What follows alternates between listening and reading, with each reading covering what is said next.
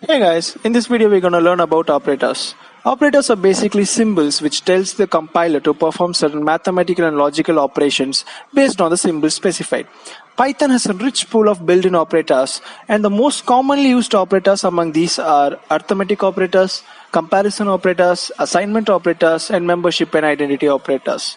Let's dive deep into each and every one of these operators to get a better understanding of how these operators work in Python.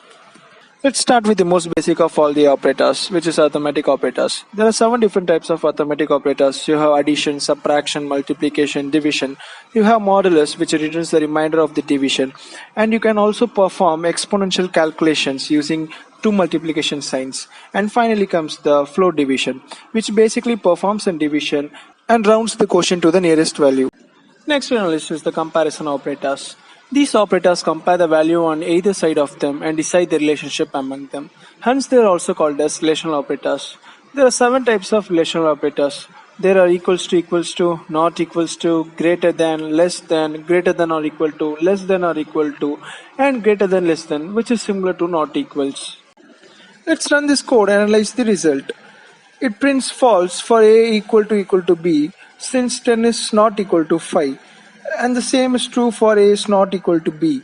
And it also prints true for a is greater than b, since 10 is greater than 5. And it prints true for a is greater than or equal to b, since 10 is greater than or equal to 5. And the same is true for the below.